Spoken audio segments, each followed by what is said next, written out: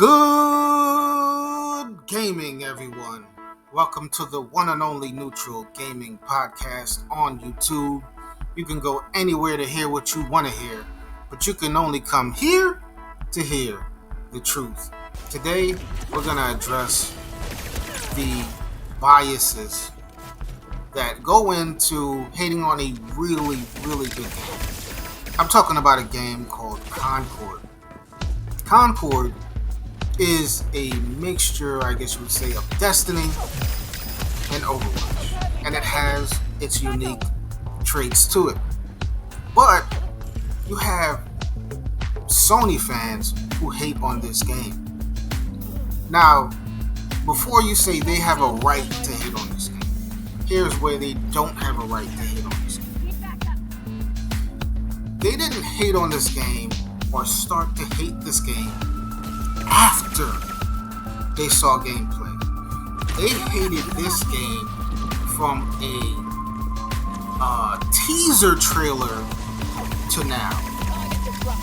And how you know it's a bunch of haters is you have people who do not play shooters PvP who pretty much show they hated this game from the initial reveal teaser to now, who are playing this game just so they can make content to hate the game some more. So it was a state of play, I believe it was, it was a showcase last year where Sony showed Concord. It was just a teaser trailer of the ship inside the ship and it flying through space. And they also hated a game called Fear Games, right? So while they found the talking points to hate this game, don't forget they also hate Fear Games, and that's a vital piece of information. They hate Fear Games, but they never have a real reason why. And that's important because while on surface level you can just say, you can just dismiss Concord as this game that's doesn't have any innovation or originality, you cannot say that about Fear Games. Fear Games is, from what we can tell, a PvPvE heist game that is not in a bank. So immediately you can try unsuccessfully to compare it to Payday, but Payday is basically in a bank. First person, you steal from the bank, you break into vaults, and you try to escape the police before they get there.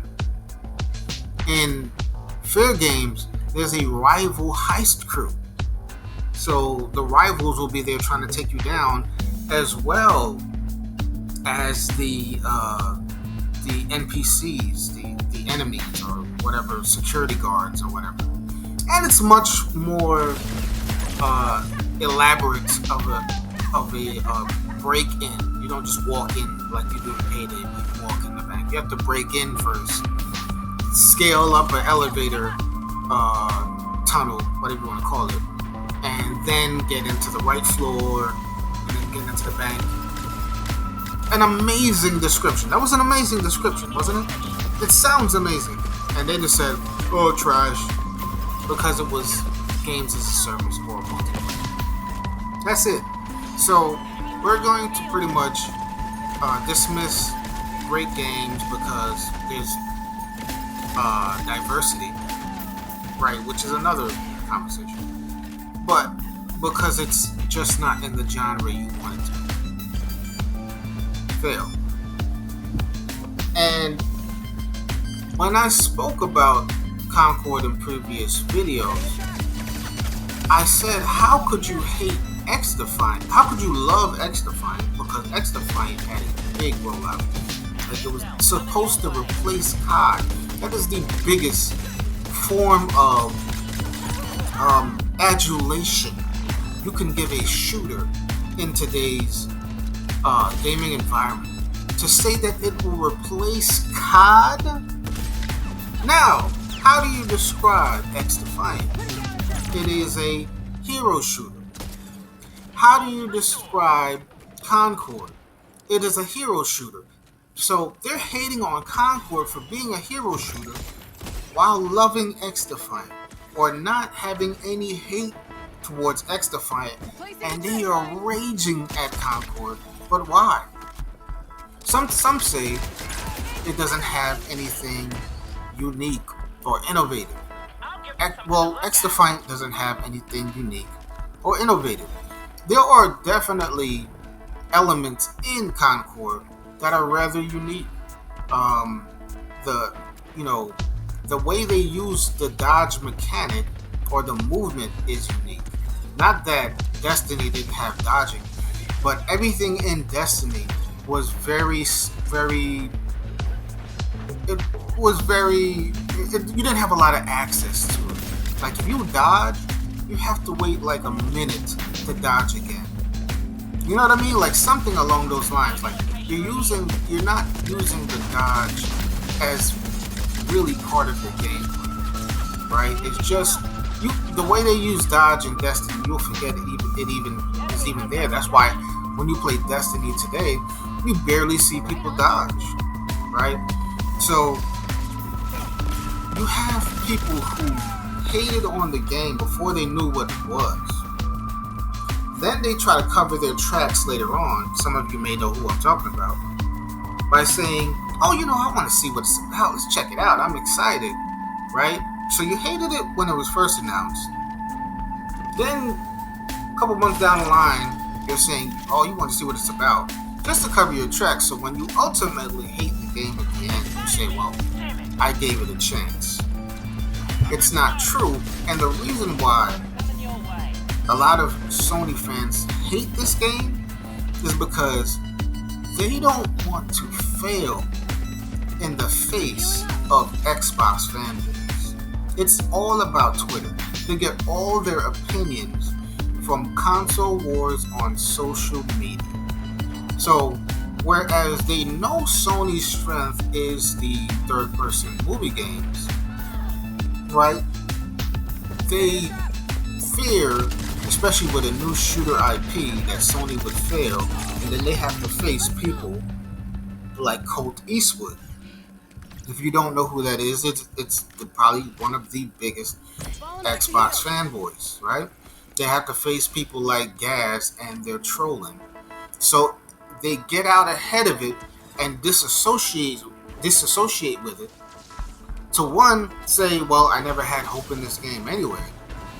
And two, to say, look, I have the ability to not be a console fanboy, and I'm showing you by by being objective, quote unquote, towards a Sony game. But you're not objective towards any movie game that Sony comes out with, right? There was two mid games in Stellar Blade and Rise of Ronin, right, or whatever. And they still think those two are game of the year, right? So when it comes to Sony's strength, they put all the backing and support with it. And then when it comes to Sony trying experiments, they either try to get out ahead of it and disassociate with it, or down the line when it fails, if it fails, they disassociate with it. For example, when PSVR 2 was first announced, they were teasing Xbox fans for not having VR, right? When Phil Spencer said they were going to have VR later on, and then we now know, and later it came on to find out, there is no VR for Xbox. They were teasing Xbox fans. Like, oh, Phil Spencer said you were getting VR. Now you ain't got no VR. Ha ha ha. Now PSVR failed, and they said, well, Sony should have never did it. Why even invest in VR? That was stupid. It was a waste of money. Right? When they first bought Bungie, oh, we got Bungie. Oh, we got COD, and we got Activision or something. We got Bungie. Now that Bungie's seeing trouble, they disassociate with it. Oh, the games as a service idea was stupid. Why even do games as a service? So it's all about their internal or their war culture, and that's where they get their opinions from. But someone like myself, who is not really biased towards anything, because I don't like the way gaming is going in certain instances. For me, as objective as I can be, Concord is a really fun game. I have similar issues with the game.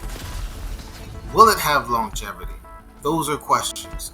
Is this game going to have a great Metacritic? We all know, regardless of the previews, it's not going to have a great Metacritic. Right? They did a similar thing with other Sony game services. They put out a preview. Oh, it's actually pretty good. To hype you up so you can have a big reaction when it has a bad review or a bad Metacritic. We all know the game, journalists, please. We know it. And then you have the anti-woke crowd. Listen, I have my issues with woke storylines in games too, and in movies, but I just realized there is no answer to the anti-woke crowd. Like, everything is going to be woke in a negative way to them. Like, there's no answer but making a game, or making the large majority of games,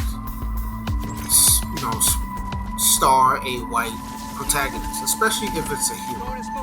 I literally heard somebody say, I can't play as a black guy or not white guy. And there is some nobility to the mission statement, I guess they have with fighting against woke games. But if every game with a black character that's a hero, or every game with a girl is just going to be woke, especially after hundreds of decades, I should say, of whitewashing characters with no problem, there's nothing I can do for that. And then with this game too, that if it makes you feel better, a lot of the characters are, beings from other planets that you can't really explain. I think there's like 7 characters that are just alienish or plant life or robot. I think that lends to the game being, less woke.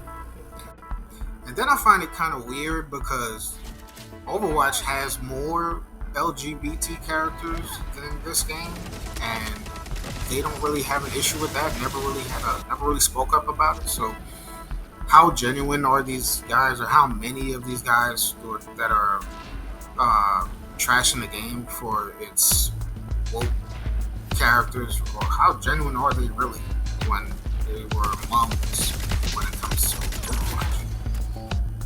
So, the game has tons of fun to it. I can do a review later, but today is just about the haters. We see you. We see your little console war, but the game is fun, and Sony needs its variety like it had during the PS3, and this is a good step forward. It's time to stop the gatekeeping, especially when you're not doing it just because you fear that it may affect your games. Other people like other games. There are people who want to buy a system and get a variety, just like Nintendo does. Even Xbox has variety. And even when Xbox fails at trying an experiment, at least they have a group of people who may like it that may actually play it. Right? You have to try. So that's it. That's it on this. I didn't want to go too long. Support variety. Support this game for variety's sake, if anything else. But the game is fun. It has a bunch of characters. Almost every character I used was capable, and I had fun with it. So check the game out if you haven't.